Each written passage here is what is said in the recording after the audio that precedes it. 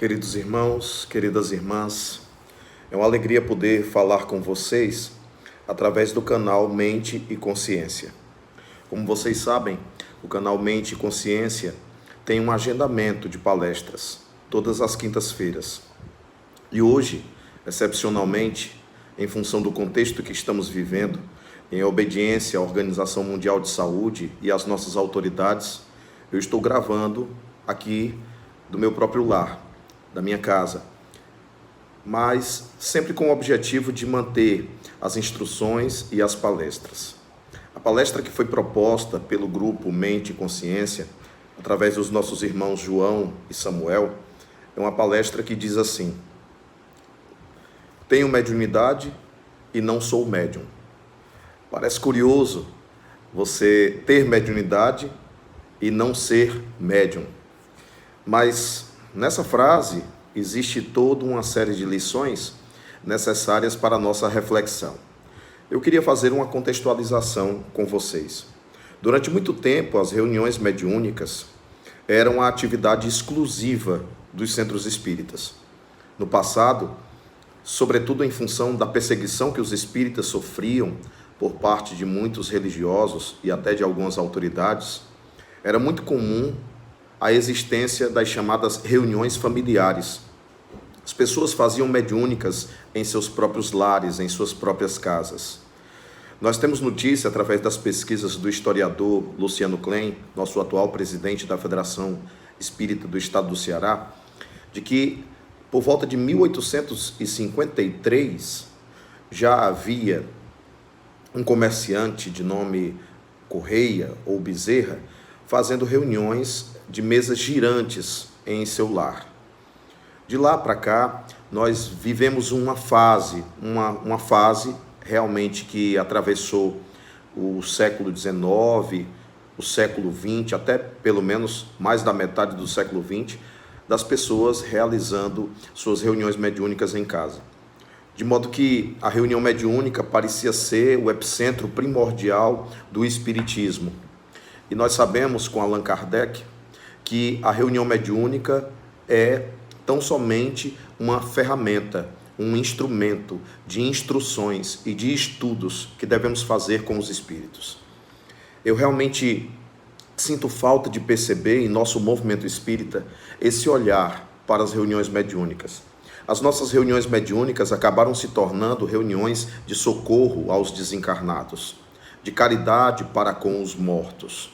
Não que isso seja um erro, não é, porque realmente assim funciona.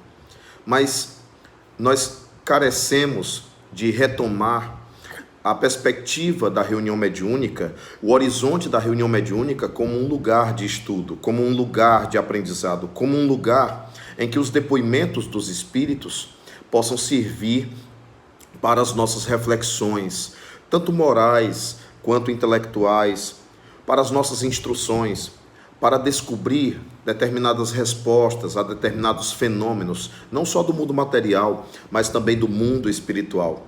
Nós sentimos falta dessa perspectiva. E também percebemos que ao longo do tempo, por equívoco, por falta realmente de estudo, porque o espiritismo exige realmente muito estudo, infelizmente, quem queira ser espírita, quem queira lidar com a mediunidade, quem queira trabalhar como evocador, dialogador, doutrinador, quem queira frequentar reuniões mediúnicas, a pessoa que queira realmente praticar o espiritismo, ela vai ser exigida naturalmente por muito estudo.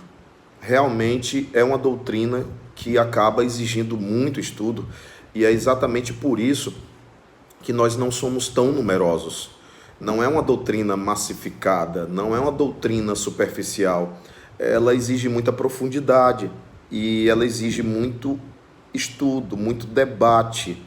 Ela exige que nós tenhamos coragem até de discutir, de discordar, de dissentir, mas é necessário um estudo sistemático, é necessário um estudo sequenciado, é necessário um estudo aprofundado.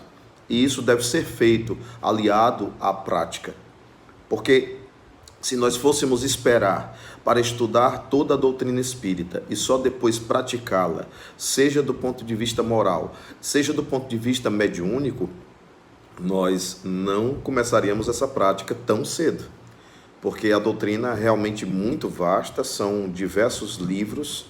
Eu falo aqui somente dos livros que Allan Kardec publicou, então é muita coisa para se estudar, o que exige uma responsabilidade daqueles que vão trabalhar na mediúnica ou se tornar efetivamente espíritas. Não é fácil ser espírita, não só do ponto de vista moral, não é fácil ser espírita também do ponto de vista intelectual, do ponto de vista instrucional, não é fácil.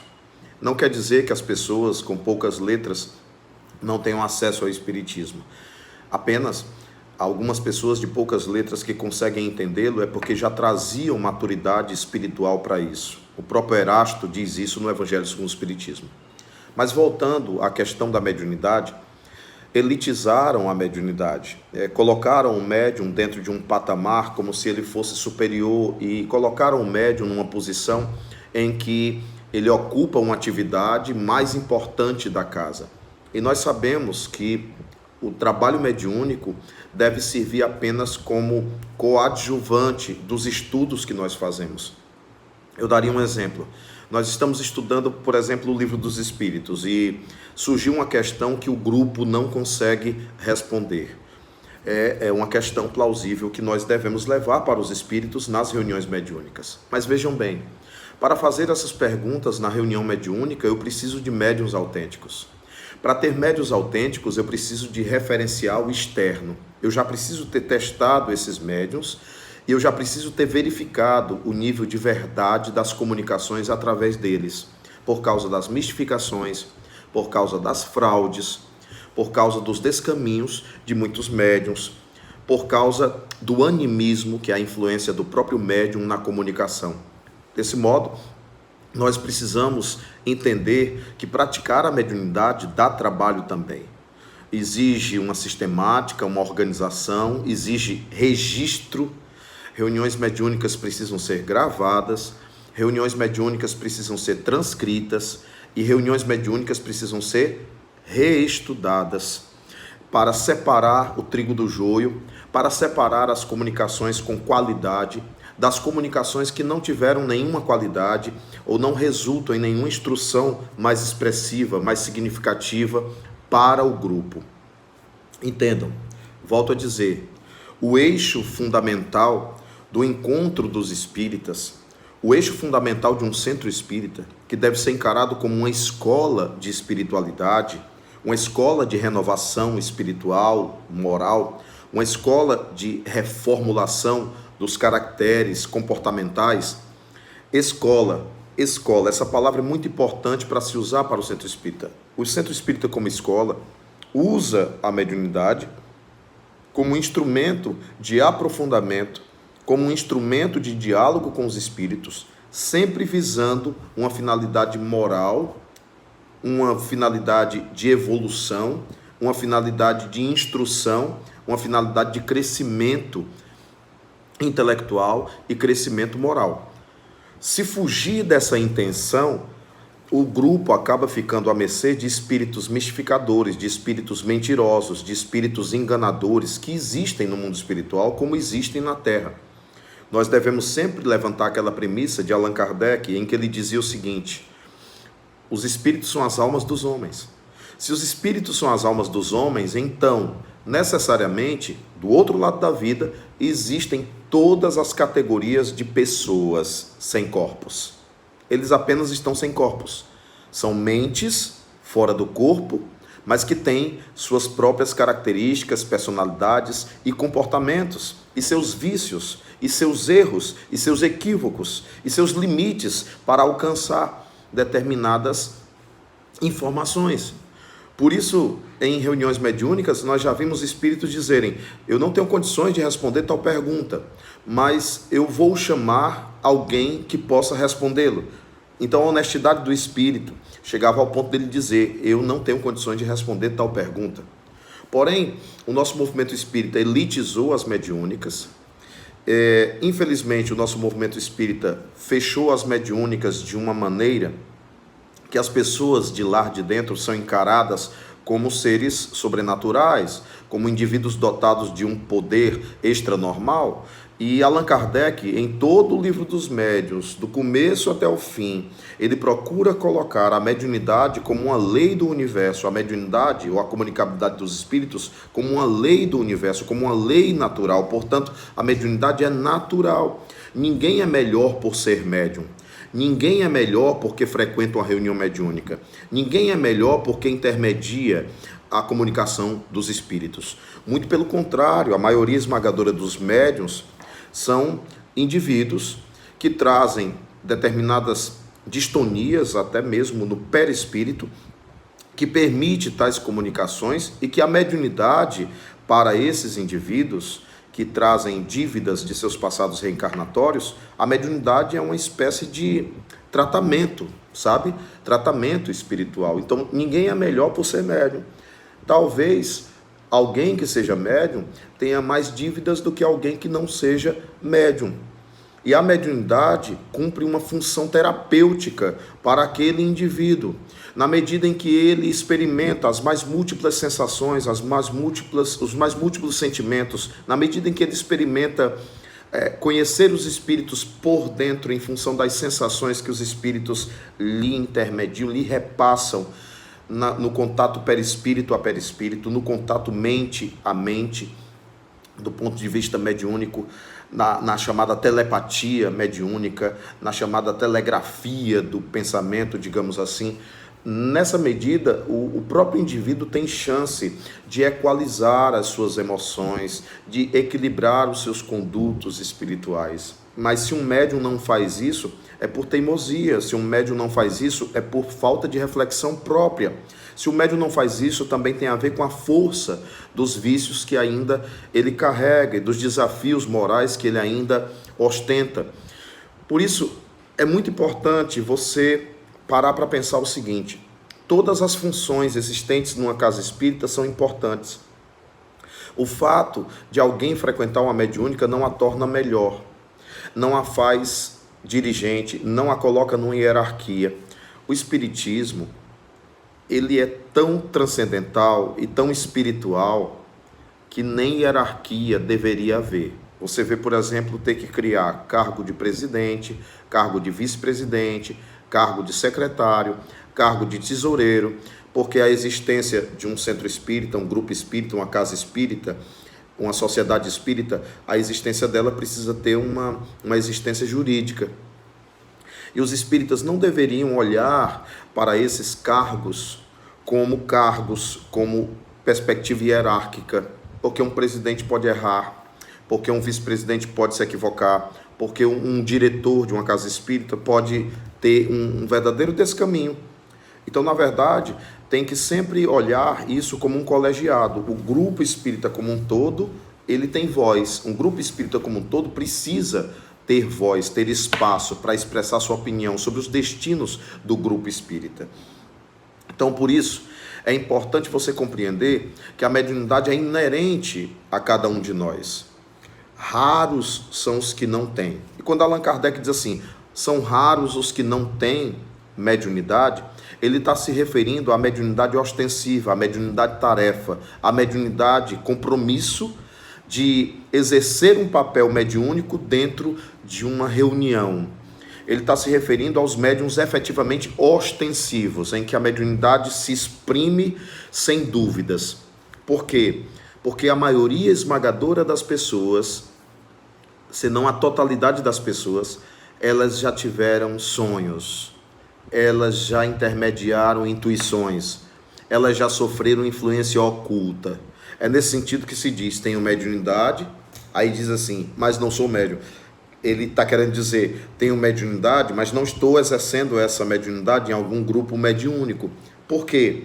Porque essa mediunidade, digamos, ela é mais intermitente, ela é natural e ela é esporádica, ela é muito mais sutil, ela não é ostensiva, ela não exige esse processo terapêutico que o médium ostensivo precisa de estar numa reunião mediúnica. Então, na verdade, é importante compreender que esse tema nos informa. Existe uma mediunidade natural, que é própria de todos os indivíduos, como é natural a inteligência. A mediunidade se apresenta como mais um sentido, mais um processo de percepção do mundo espiritual, mas a mediunidade, assim, ela não traz para o indivíduo o ônus de ter que exercer isso numa reunião especificamente mediúnica. Veja bem, eu vou dar um exemplo. A maioria dos médiuns, eles são impressionáveis.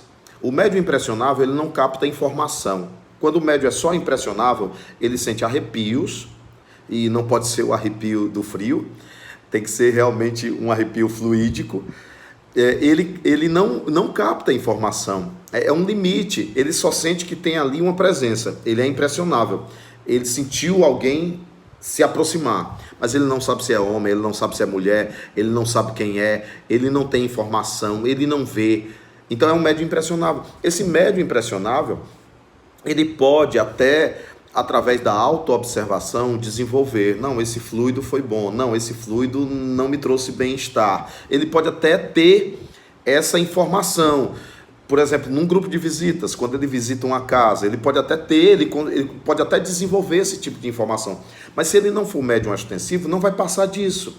Não vai passar disso. Então ele não tem a necessidade de estar dentro de uma reunião mediúnica, porque a informação máxima que ele pode dar, não, fluido bom, fluido ruim, o fluido de angústia, o fluido de tristeza, essa informação muitas vezes ela não vai ter muita utilidade numa reunião mediúnica que exige lastro de informação.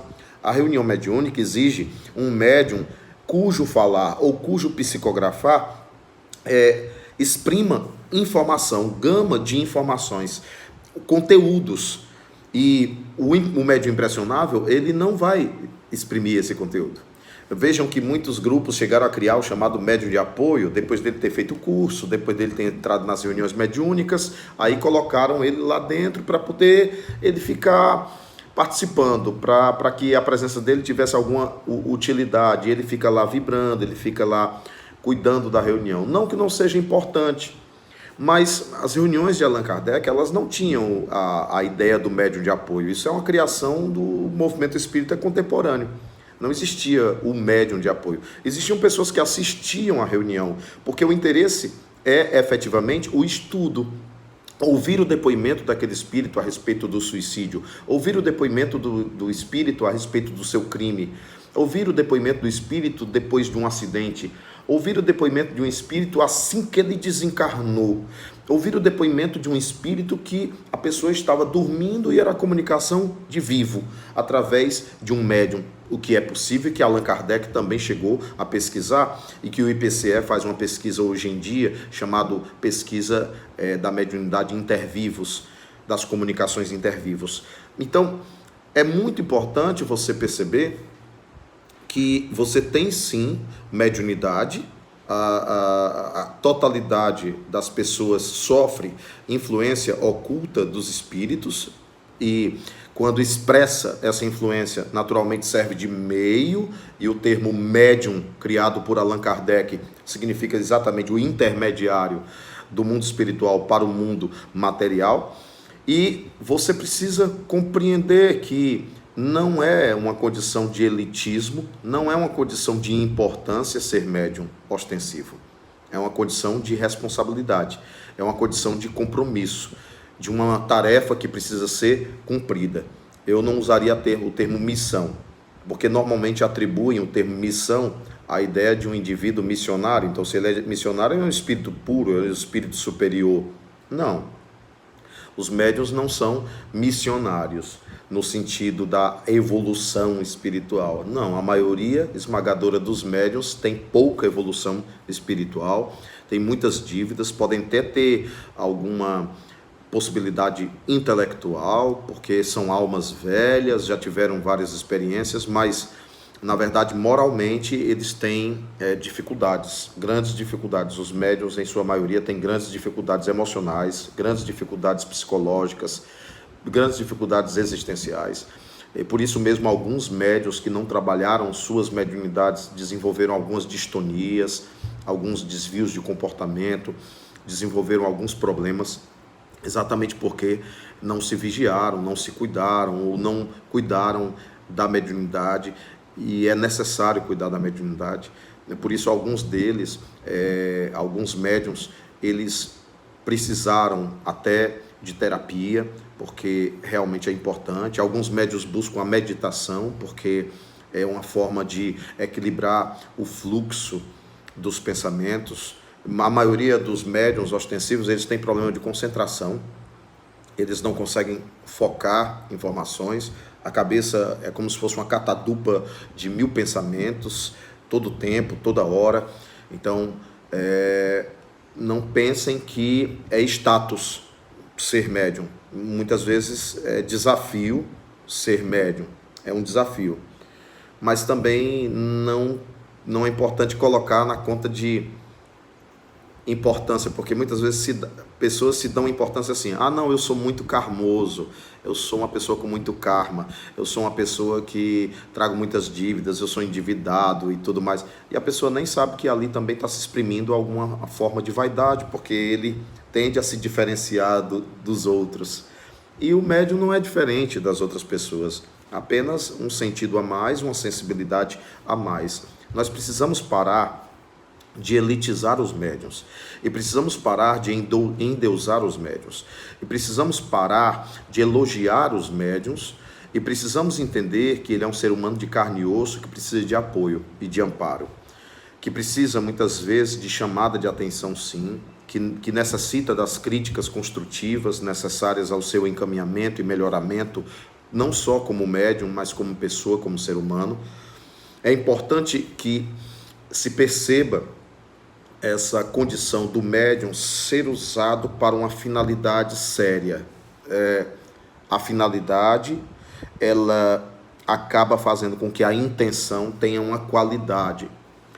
Na medida em que nós espíritas começarmos a encarar a mediunidade, os grupos mediúnicos e os médiuns como ferramentas ou instrumentos de trabalho no sentido de obter instruções, informações para o crescimento do grupo, nós vamos perceber os verdadeiros objetivos que Allan Kardec traçou para a mediunidade quando fundou a Sociedade Parisiense de Estudos Espíritas. O objetivo de Allan Kardec, em cada reunião mediúnica, era nunca perder tempo com trivialidades, com questões pequenas, com questões comezinhas.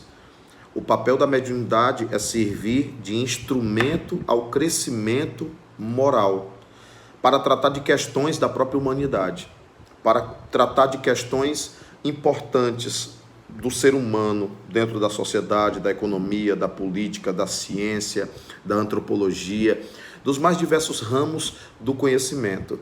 Quando a gente começar a trabalhar a mediunidade desse modo, nós vamos voltar aos trilhos do que efetivamente Allan Kardec houvera traçado para o espiritismo no mundo, para o movimento espírita, e de que modo o movimento espírita pode contribuir com a cultura, de modo que o movimento espírita, o espiritismo, pode contribuir para o progresso da humanidade. Está no Livro dos Espíritos, o papel do espiritismo no progresso da humanidade. Por isso, é muito importante ter equilíbrio e ter serenidade, para descobrir assim: não sou médium ostensivo, então eu não tenho que ocupar aquele lugar ali naquela reunião mediúnica. Aquele lugar naquela reunião mediúnica é destinado aos médiuns ostensivos. Eu não tenho que ficar triste ou abalado porque através de pesquisas sérias, através do acompanhamento sério de dirigentes, de representantes das mediúnicas, descobriu-se que eu não seja médium. Eu não tenho que ficar triste com isso, pelo contrário, eu tenho que entender: é melhor eu descobrir agora que não sou e servir onde eu possa servir, do que eu ficar me iludindo, do que eu ficar criando fantasias em minha mente, do que eu ficar achando que aquilo que eu sinto é isto ou aquilo. E aí essas fantasias acabam fazendo com que muitas pessoas se percam no meio do caminho, percam tempo, o tempo da própria evolução, Porque às vezes a missão da pessoa, a tarefa da pessoa era o passe, às vezes a tarefa da pessoa era um acolhimento fraterno, ser um acolhedor fraterno, às vezes a tarefa da pessoa não era nem ser médium, era ser o dialogador com os espíritos. Às vezes a tarefa da pessoa era dirigir o grupo espírita, ou a tarefa da pessoa era entregar mensagens, a tarefa da pessoa era acompanhar grupos de psicografia, a tarefa da pessoa era fazer o trabalho de grupos de visitas. Tem tantas atividades e tantos trabalhos que realmente não dá para entender porque que as pessoas ficam tão focadas em quererem ser médiuns. Por isso a gente insiste tanto naquela tecla que não é minha. Isso eu aprendi com a grande, experiente e honestíssima médium Ivone do Amaral Pereira. Isso está no livro Recordações da Mediunidade, de Ivone do Amaral Pereira. A ideia de deixar que a mediunidade se manifeste naturalmente. A ideia de não ir atrás de querer ser médium. A ideia de não ir atrás de descobrir se é médium. Se há mediunidade em você, ela vai se manifestar. Não importa o momento, não importa a idade, ela vai acontecer. E ela vai acontecer de uma maneira ostensiva. Então, é importante nos estudos do Livro dos Médiuns perceber esse tom diferente que Allan Kardec dá quando ele fala de médiuns e médiuns. Há momentos em que ele está falando do médium ostensivo. Então, quando ele diz assim, quando ele fala assim, de raro são aqueles que não a têm, ele está falando exatamente da ostensividade da mediunidade. Porque todos nós temos, vez ou outra, aquela percepção de uma dimensão outra, de uma dimensão espiritual. Então, por isso que a gente diz, você tem mediunidade, mas pode não ser médium. É nesse sentido. Na verdade, o tema é uma provocação, é exatamente para provocar esses comentários que nós estamos fazendo nesse momento. Então, é muito importante você perceber que você tem mediunidade, mas pode não ter uma ostensividade que lhe exija a tarefa mediúnica em específico. Mas você tem uma intuição que, vez ou outra, tem assertividade, profundidade, e você pode ajudar como um acolhedor fraterno, você pode auxiliar como um doutrinador. Então você não tem que se deprimir pelo fato de não estar dentro de uma reunião mediúnica. Nós entendemos as reuniões mediúnicas como Allan Kardec. Todos aqueles que estudam a doutrina espírita têm direito de assistir às reuniões mediúnicas. Elas não deveriam ser restritamente fechadas a todos os trabalhadores espíritas, de forma alguma. Elas são objeto de estudo. Justo porque as reuniões mediúnicas são objeto de estudo, é que a gente pode possibilitar, sim, a visita de um ou dois trabalhadores que queiram aprender, que queiram ver a manifestação mediúnica, que queiram ouvir os espíritos e que queiram até interagir, dirigir algumas perguntas aos espíritos, desde que essas perguntas elas tenham uma função instrucional geral. Porque tem muita gente que se aproveita das reuniões mediúnicas para perguntar sobre o pai, a mãe, o filho, para perguntar sobre o casamento, para perguntar sobre a sociedade, para perguntar... É isso que Moisés proibia e nós estamos do lado de Moisés. Realmente, a gente não trabalha com a ideia de proibição, porque as pessoas têm livre-arbítrio e as pessoas vão acreditar no que quiserem. Infelizmente, muita gente anda aí aos enganos, né? Fixados em médiuns, sem terem verificado a autenticidade desses médiuns. Pessoas ficam seguindo médiuns e tietando médiuns, e médiuns se deixando levar com estrelismo, exatamente porque as pessoas alimentam esse tipo de comportamento e alguns médiuns desavisados, invigilantes, embarcam nisso. E as pessoas ficam perguntando coisas. Eu vou fazer uma sociedade, eu vou montar um negócio, o que é que os espíritos têm a dizer? Podem me dar uma sugestão, uma orientação? Os espíritos superiores não tratam de assuntos particulares. Os espíritos superiores, eles não interferem no livre-arbítrio de ninguém. Os espíritos superiores não vão dar dicas de negócios. Os espíritos superiores não vão dar números de loteria. Os espíritos superiores se preocupam exclusivamente com a tua moralidade, com o teu crescimento espiritual. Então, se eles trouxeram uma mensagem, é para você melhorar como ser humano, é para você perdoar alguém, é para você fazer o bem, é para você exercer a caridade. Se eles disserem alguma instrução para um grupo espírita, é visando um projeto espiritual maior, e não para utilizar a mediunidade para questões pessoais. Isso é ficar à mercê de espíritos mentirosos, porque vai ter resposta. Vai ter resposta, porque você tem um médium vigilante, você tem uma pessoa que está buscando questões pessoais, então você vai ter resposta. Agora, muitos espíritos vão rir do que você vai fazer. Muitos espíritos brincalhões vão rir quando você quebrar a cara, quando você fizer um mau negócio, porque eles deram a sugestão para aquilo ali, porque você foi buscar nas coisas de Deus degrau para as coisas da terra. Você não pode fazer isso. Isso é desrespeito ao espiritismo, isso é desrespeito com a mediunidade, isso é desrespeito com o próprio médium, isso é desrespeito por você próprio, que tem que ter mérito, você tem que decidir, você tem que correr o risco de acertar ou não na vida. E isso não cabe a Deus fazer por você. Essa é a tua parte na existência corpórea. É você que tem que realizar a sua existência, a sua encarnação. É a arquitetura sua. Deus deu a você o livre-arbítrio para você agir. Então a mediunidade não pode ser usada como trampolim para esse tipo de coisa. De maneira alguma. Porque senão você vai se perder. É por isso que muitas pessoas vão atrás de consulta disso, consulta daquilo, e pagam, chegam a pagar. Aí já começa a coisa, né? Porque mediunidade é dada de graça por Deus, e você cobra, então você vai perder a mediunidade e vai começar a fraudar, porque você está recebendo dinheiro. Médium que recebe dinheiro não é médium sério. Médium que vende a mediunidade é igual àqueles vendilhões do templo. Médium que vende a mediunidade, ele é um negociante, ele é um criminoso. O médium que vende a mediunidade, ele é um criminoso. Médium que simplesmente usa a mediunidade para manipular as pessoas em favor de trazer recursos financeiros para a vida dele, para a casa dele, é um médium criminoso, é um crime diante das leis de Deus, do direito divino, porque Allan Kardec deixou muito claro: dai de graça o que de graça recebeste.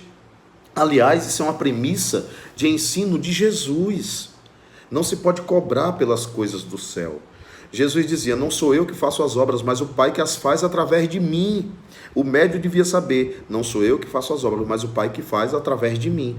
Então, nesse sentido, é importante que você procure se avaliar e procure perceber se há mediunidade em você ou não. E procure ter humildade para sair daquele espaço que você estava sem efetivamente ser médium. Não há nenhum drama, não há nenhum problema em se reconhecer não sendo médium ostensivo, porque você vai ter espaço para trabalhar em outras áreas, em outras searas. Então, você não deve, de maneira alguma, ficar triste por não ocupar uma cadeira nas reuniões mediúnicas. Você pode simplesmente assisti-las e se instruir com isso. Essa coisa de querer ser médium, ela já esconde por si mesmo uma busca de destaque, uma busca de importância, sabe? Então é muito importante você ter honestidade para avaliar até que ponto você serve de instrumento aos espíritos.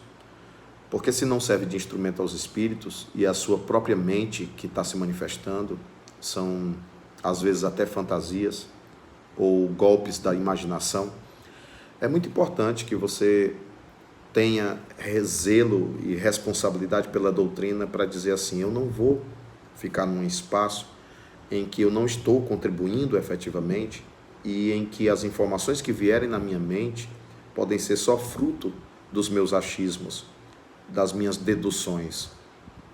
Eu preciso ocupar um espaço se verdadeiramente eu for médium ostensivo, para servir de instrumento à instrução dos espíritos em favor de mim mesmo, em favor dos meus irmãos da reunião mediúnica e em favor daquela casa espírita. Então, é muito importante essa postura é uma postura de honestidade, é uma postura de humildade, é uma postura de transparência, é uma postura de amor e é uma postura de zelo para com a doutrina espírita. Eu espero que essas informações possam alcançar você através do canal Mente e Consciência. Eu espero que essas informações possam ter trazido para você algum esclarecimento. E espero que você se volte mais para os estudos da doutrina espírita, porque eu tenho conseguido constatar que grande parte dos desvios que nós temos visto, que grande parte das crendices que têm sido produzidas, grande parte do misticismo que ainda impera em muitas casas espíritas, ela tem sido o resultado da falta de consciência pelo estudo. Se nós, em nossos grupos de estudo, cultivássemos mais os estudos fundamentais, eu digo fundamentais, eu não chamo de obras básicas, o termo básico é muito pobre. As obras fundamentais, os fundamentos do Espiritismo que estão nas obras de Allan Kardec, se nós tomássemos mais consciência disso, eu tenho certeza absoluta que o nosso movimento espírita teria amadurecido mais, crescido mais, feito mais, realizado mais em favor dos nossos semelhantes e teria evitado muita coisa que nós temos vivido e sofrido na atualidade. Não que não haja necessidade dos escândalos. Até Jesus disse que eram necessários os escândalos, mas ai de quem escandalizasse. Mas eu penso que muita coisa teria sido evitada, porque nós teríamos maior capacidade para orientar as pessoas e evitar que as pessoas caíssem em engano e as pessoas buscassem médiuns que enganam e que fraudam, e os estudos nos permitem identificar quando algo é verdadeiro ou não. Então nós temos aí uma responsabilidade. Eu quero parabenizar a iniciativa do João e do Samuel com este canal Mente e Consciência, porque é um meio, é um caminho, especialmente nesses momentos que estamos vivendo de quarentena, eu não sei se eu chamo de quinzentena, mas esses momentos que nós estamos vivendo em que precisamos nos isolar para pensar no outro. E interessante que o coronavírus, ele traz algumas lições para cada um de nós, quando a gente pensa que durante muito tempo, depois desse boom da tecnologia, nós começamos a nos concentrar demais nas questões virtuais e nos contatos virtuais. Esquecemos o abraço, o aperto de mão, esquecemos o companheirismo, o lado a lado, esquecemos o estar juntos, esquecemos os carinhos, porque estávamos desocupados com as mãos em nossos celulares e agora nós fomos forçados a não ter mais contato, não abraçar mais. Uma grande lição para ver se a gente valoriza mais o carinho, para ver se a gente valoriza mais o toque, para ver se a gente valoriza mais a carícia, para ver se a gente valoriza mais o aconchego, o abraço, o amor, o acolhimento. Grande lição, não é? Realmente, Deus escreve certo por linhas tortas. Aquilo que nos abala traz, sim, grandes lições. E também, nós não podemos pensar só de maneira negativa. Vamos aproveitar para usar esse meio, à distância, e produzir algo luminoso, produzir algo de luz, produzir algo de conhecimento através das redes sociais. Inúmeros pastores estão fazendo isso, dirigentes, casas espíritas estão fazendo isso, evangelhos virtuais, palestras virtuais e assim sucessivamente, como estamos fazendo agora, né? E o Mente e Consciência já vinha fazendo antes mesmo do coronavírus. Isso é muito legal. Que Deus abençoe a cada um de vocês, que vocês possam ter boas reflexões. Recentemente eu fiquei muito feliz que a minha filha pegou e me disse assim: papai, nesses dias que eu fiquei em casa, eu já li 2 livros e assisti 5 filmes.